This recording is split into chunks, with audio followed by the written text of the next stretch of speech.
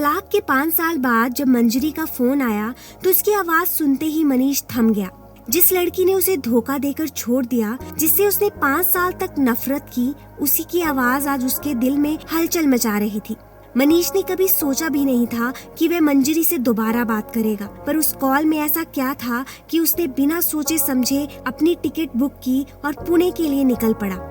क्या वह उसे माफ करने जा रहा था या फिर मंजरी कुछ ऐसा सच बताने वाली थी जो सब कुछ बदल देता?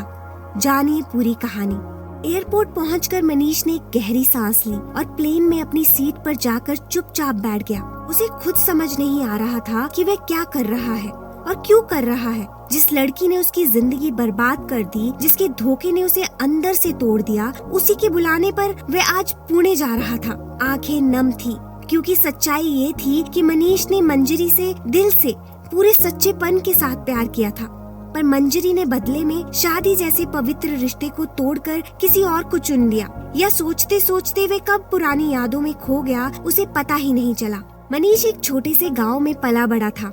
माँ बाप बचपन में ही गुजर गए थे और भाई भाभी ने ही उसे पाला। पालन पोषण तो मिला, लेकिन वह ममता, वह अपनापन जो माँ बाप देते हैं, वह कभी नहीं मिला। जैसे ही मनीष ने 12वीं पास की, भाई ने साफ कह दिया, अब हम तुम्हारा खर्च नहीं उठा सकते, अब से अपनी जिंदगी खुद संभालो। और उसी दिन से मनीष ने समझ लिया था कि दुनिया में उसे खुद ही अपना रास्ता बनाना होगा। मनीष पढ़ना चाहता था, सपने उसके बड़े थे, लेकिन जेब में पैसे नहीं थे। इसीलिए वे गांव में ही मजदूरी करने लगा। दिन कठिन थे पर हौसला नहीं टूटा। फिर किस्मत ने एक दिन उस पर भी मुस्कुरा दिया। उसे सरकारी बैंक में पियोन की नौकरी मिल गई। नौकरी छोटी थी पर मनीष के लिए ये बात बहुत बड़ी थी। वह खुश था। जिंदगी में पहली बार उसे लगा कि वह अपने पैरों पर खड़ा हो रहा है। इसी बीच भाई भाभी ने उसके लिए रिश्ता ढूंढा और उनकी पसंद बनी मंजरी।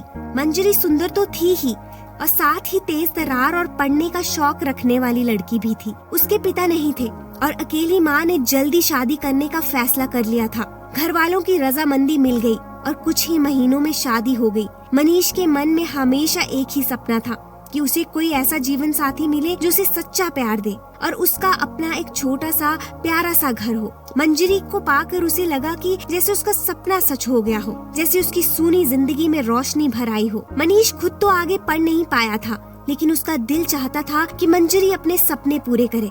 एक दिन मंजरी उसके पास आई और धीमे से बोली, मनीष, मैं आगे पढ़ना चाहती हूँ, मुझे पढ़ने का बहुत शौक है। मनीष ने बिना एक पल सोचे मंजूरी दे दी। मंजरी 12वीं तक पढ़ चुकी थी और अब वह आगे ग्रेजुएशन करना चाहती थी। मनीष ने उसका दाखिला पास के कॉलेज में करवा दिया। गांव वाले फिर ताने देने लगे, क्यों बिगाड़ रहा है इसे, इतनी पढ़ लिख जाएगी तो पर निकल आएंगे, तुझे छोड़कर उड़ जाएगी। लेकिन मनीष ने किसी की बात पर ध्यान नहीं दिया। उसके लिए मंजरी की मुस्कान ही उसकी सबसे बड़ी जीत थी। 3 साल बीत गए। मंजरी ने ग्रेजुएशन भी अच्छे अंकों से पूरा कर लिया।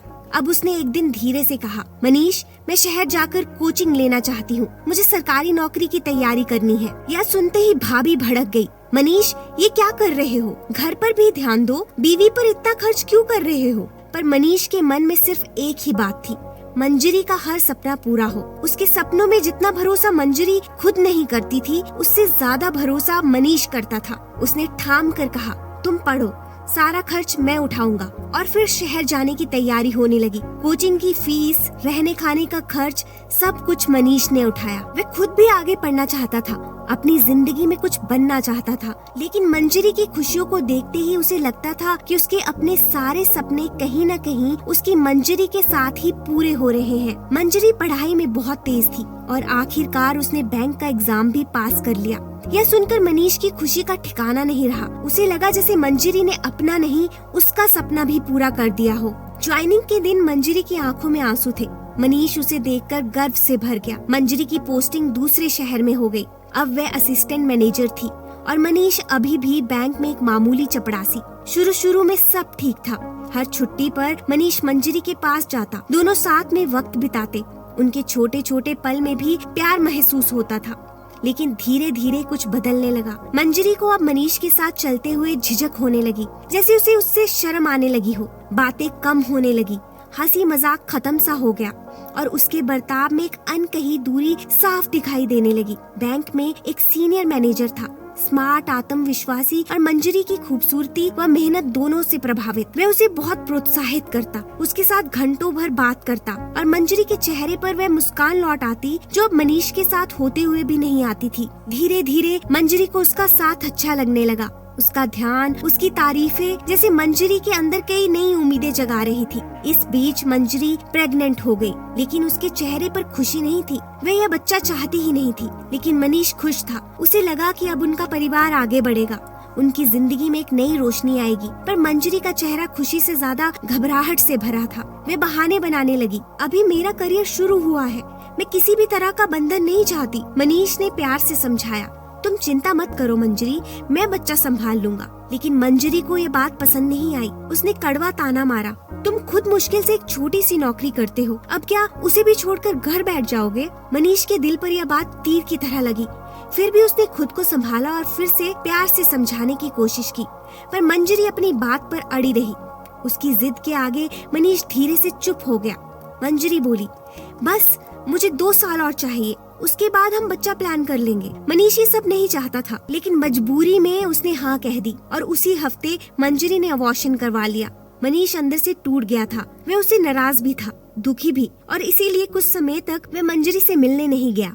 इधर मनीष उससे दूर रहने लगा और उधर मंजरी का झुकाव अपने सीनियर मैनेजर रोनित की तरफ बढ़ने लगा। रोनित उसकी तारीफ करता, उसकी हर छोटे बड़े काम में मदद करता और मंजरी खुद को अनजाने में उसके करीब महसूस करने लगी। एक दिन रोनित ने हिम्मत जुटाकर कहा, मंजरी क्या तुम मुझसे शादी करोगी? मंजरी सन्न रह गई। उसने कांपती आवाज में कहा, मैं शादीशुदा हूँ। रोनित मुस्कुराया और धीरे से बोला, तुम जिस पद पर हो, तुम और तुम्हारा पति, तुम दोनों में कोई मेल ही नहीं। तुम मुझसे कहीं ज्यादा डिजर्व करती हो मंजरी। उसकी बातें मंजरी के मन में तीर की तरह उतर गई। उस रात मंजरी सो नहीं पाई। वे करवटें बदलती रही। एक तरफ उसका मन कहता, नहीं, मैं मनीष को कैसे छोड़ दूं? आज मैं जहाँ हूँ उसकी वजह से हूँ, उसने मेरा साथ दिया। पर दूसरी आवाज उठती, तुम यहाँ अपनी मेहनत से पहुँची हो, उसने तो सिर्फ पैसे दिए, मेहनत तो तुम्हारी थी और पैसे वो तो कभी भी लौटा सकती हो। 2 आवाजों के बीच मंजरी की आत्मा झूलती रही। एक तरफ उसका अतीत और दूसरी तरफ रोनित जैसा चमकता हुआ भविष्य। मंजरी अब रोनित के साथ ज्यादा समय बिताने लगी। वे उसके साथ घूमने जाती, बातें करती और धीरे धीरे उसने मन ही मन फैसला कर लिया था कि अब वह मनीष को तलाक देकर रोनित के साथ नई जिंदगी शुरू करेगी। उधर मनीष की जिंदगी में भी खुशियाँ आने लगी। उसकी नौकरी में प्रमोशन हुई और वह पियोन से क्लर्क बन गया। वह बहुत खुश था और यह खुशी सबसे पहले मंजरी को बताना चाहता था। उसने फोन उठाया, लेकिन फिर सोचा, क्यों ना मैं उसे एक सरप्राइज दूं। उनकी शादी की सालगिरह आने वाली थी। मनीष ने सोचा कि उसी दिन वह मंजरी को यह खुशखबरी देगा। उसने एक छोटे से होटल में खूबसूरत सा सरप्राइज तैयार करवाया। इधर मंजरी भी उससे बात करना चाहती थी, इसलिए वह मिलने चली गई, लेकिन वह बिल्कुल खुश नहीं दिख रही थी। मनीष ने प्यार से उसका हाथ पकड़ा और उसे बैठने का इशारा किया, पर मंजरी के दिल में तूफान था। वह जल्दी से जल्दी तलाक के कागज मनीष को देकर उसे साइन करवाना चाहती थी। मनीष ने मंजरी का हाथ पकड़कर उसे अपने साथ डांस के लिए बुलाया, लेकिन मंजरी ने झटके से हाथ छुड़ा लिया और कहा, मनीष मुझे तुमसे एक जरूरी बात करनी है। मनीष मुस्कुराया और बोला, हाँ मंजरी, मुझे भी तुमसे बहुत जरूरी बात कहनी है, लेकिन आज पहले मैं बोलूँगा। हमेशा तुम पहले बोलती हो, आज मेरी बारी है। पर मंजरी ने उसे रोकते हुए कहा, नहीं मनीष, मुझे कुछ भी नहीं सुनना, पहले मेरी बात सुनो। हम अब साथ नहीं रह सकते, मुझे तुमसे तलाक चाहिए। ये सुनकर मनीष के पैरों तले जमीन खिसक गई। उसे समझ नहीं आ रहा था कि जो वो सुन रहा है वो हकीकत है या बुरा सपना। मंजरी ने ठंडी आवाज में आगे कहा, मैं किसी और से शादी करना चाहती हूँ। तुम और मैं, हम दोनों का कोई मेल नहीं है। ये तलाक के कागज है, इन पर साइन कर दो। मनीष की आंखें भर आई, लेकिन मंजरी बिना रुके बोलती रही, और जो पैसे तुमने मुझ पर खर्च किए हैं मैं सब वापस कर दूंगी। मैं कोर्ट के चक्कर में नहीं पड़ना चाहती, बस साफ साफ बता दो तुम्हें कितने पैसे चाहिए, मैं और रोनित तुम्हें सब दे देंगे। ये कहकर मंजरी वहाँ से चली गई।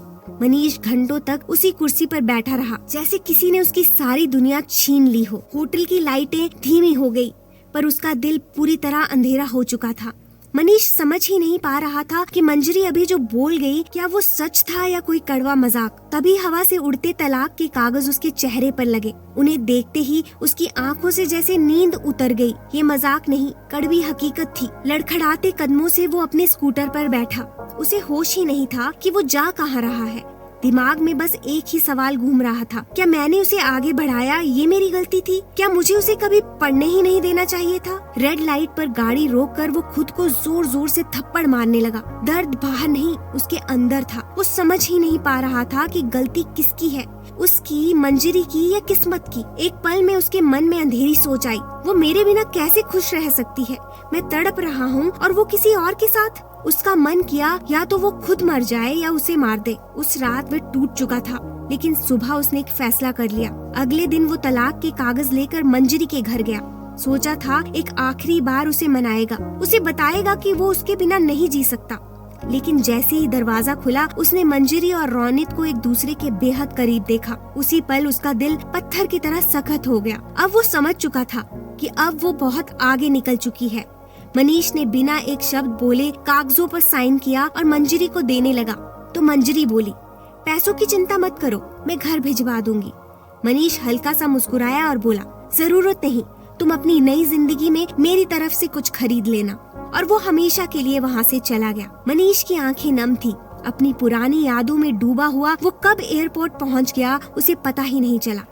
कैब में बैठा हुआ वो रास्ते भर यही सोचता रहा, क्या मैंने यहाँ आके सही किया या कोई बड़ी भूल। हॉस्पिटल पहुँचते ही उसने मंजरी को बिस्तर पर टूटे हुए हाल में देखा। मंजरी प्रेग्नेंट थी और बेहद कमजोर भी। उस पल उसे साफ समझ आ गया कि उसके आने का फैसला शायद गलती नहीं, एक इंसानियत थी। मनीष को देखते ही मंजरी की आंखों से आंसू बहने लगे। वो उसके हाथ पकड़कर रो पड़ी। मनीष, मुझे माफ कर दो, मैं अकेली हो गई हूँ। रौनित धोखेबाज निकला। अब मेरे बच्चे के सिवा कोई नहीं। प्लीज मेरे बच्चे को बचा लो। इतना कहते ही उसकी हालत बिगड़ गई। डॉक्टर उसे तुरंत ऑपरेशन थिएटर ले गए। थोड़ी देर बाद नर्स बाहर आई और बोली, सर, हम माँ या बच्चे में से सिर्फ एक को ही बचा सकते हैं। मनीष का दिल दहल गया, पर उसके मन में एक ही बात आई, कर्मों का हिसाब ऊपर वाला करता है। हम कौन होते हैं किसी को सजा देने वाले। उसने भारी मन से कहा, माँ को बचाइए, बस उसे बचाइए। ऑपरेशन खत्म हुआ। अब मंजरी को होश आया तो उसे बताया गया कि उसका बच्चा नहीं बच सका। वो जोर जोर से रोने लगी। मनीष उसके पास आया और धीरे से बोला, मत रो मंजरी, सब ठीक हो जाएगा। उसी समय मंजरी की माँ का फोन आया। उन्होंने रोती आवाज में विनती की, बेटा, मैं बूढ़ी हूँ, मैं उसकी देखभाल नहीं कर पाऊंगी, प्लीज कुछ दिन वहीं रुक जा। और मनीष अपने टूटे दिल और बिखरी भावनाओं के बावजूद सिर्फ उसकी माँ की विनती पर वहीं रुक गया, क्योंकि दर्द देने वाले में नहीं, दर्द बांटने वालों में उसका नाम था। कहीं न कहीं मंजरी की माँ भी चाहती थी कि मनीष और मंजरी फिर से एक हो जाए। इसी उम्मीद में उन्होंने मनीष से फोन पर विनती की थी कि कुछ दिन और रुककर मंजरी का ख्याल रखे। मनीष मान गया और जैसे जैसे हफ्ते बीतते गए मैं पूरी ईमानदारी से उसकी देखभाल करता रहा। कुछ ही हफ्तों में मंजरी बिल्कुल ठीक होने लगी। मंजरी भी मन ही मन पछता रही थी, मैंने मनीष जैसा इंसान क्यों छोड़ा, कैसी गलती कर दी। एक दिन उसने हिम्मत जुटाकर पूछा, मनीष, क्या तुमने मुझे सच में माफ कर दिया? मनीष शांत आवाज में बोला, हाँ मंजरी, मैंने तुम्हें माफ कर दिया। मंजरी की आंखें भर आई। वो बोली, रौनित ने मुझसे शादी के बाद भी दो लड़कियों से अफेयर किया। मुझे पता ही नहीं था कि वो ऐसा इंसान है। मनीष हैरानी से उसकी तरफ देख रहा था। उसने उसकी बात काटते हुए कहा, मंजरी, अब तुम ठीक हो चुकी हो, मुझे अब ऑफिस लौटना चाहिए, बहुत काम है। अब मनीष सिर्फ क्लर्क नहीं था, वो प्रमोशन पाकर असिस्टेंट मैनेजर बन चुका था। मंजरी ने धीमे से कहा, बस कुछ दिन और रुक जाओ प्लीज। वो उसे बहुत प्यार भरी नजरों से देख रही थी, जैसे पुराना रिश्ता फिर से पकड़ लेना चाहती हो। मनीष उठकर खिड़की के पास चला गया और बोला, मंजरी, मैं अब और नहीं रुक पाऊंगा। मंजरी उसके पीछे गई और पीछे से गले लगाकर बोली, मैं जानती हूँ तुम मुझे आज भी प्यार करते हो, इसीलिए तो मेरे एक फोन पर दौड़े चले आए। मनीष ने उसका हाथ झटक दिया। उसकी आंखों में दर्द था, पर आवाज पत्थर जैसी ठंडी। प्यार? मंजरी, मेरा प्यार उसी दिन मर गया था जिस दिन मैंने तुम्हें किसी और के साथ इतना करीब देखा था। मैं तुमसे अब प्यार नहीं करता और ना ही कभी कर पाऊंगा। तुम जैसी स्वार्थी लड़की के लिए मेरे दिल में कोई जगह नहीं। मैं यहाँ तुम्हारे लिए नहीं आया, तुम्हारी माँ की बात और इंसानियत की वजह से आया था। मैंने पहले भी तुम्हारे लिए खुद को मिटा दिया, लेकिन अब वही गलती दोबारा नहीं करूँगा। ये कहकर वो मुड़ा और कमरे से बाहर चला गया। मंजरी की आंखों से आंसू बहने लगे। उसे पहली बार एहसास हुआ कि आज वो सच में बिल्कुल अकेली रह गई है। वो समझ चुकी थी कि उसने क्या खो दिया है। कभी कभी हम जिंदगी में अपने सबसे खूबसूरत रिश्तों को सिर्फ आगे बढ़ने की सीढ़ी समझ लेते हैं, और जब वो रिश्ता खो जाता है तब हमें पता चलता है कि हमने सच में क्या खो दिया है। दोस्तों, ये कहानी बस यहीं तक थी। अगर आपको ये कहानी पसंद आई हो तो लाइक, शेयर, सब्सक्राइब जरूर कीजिएगा और कमेंट बॉक्स में लिखकर बताइएगा कि ये कहानी आपको कैसी लगी।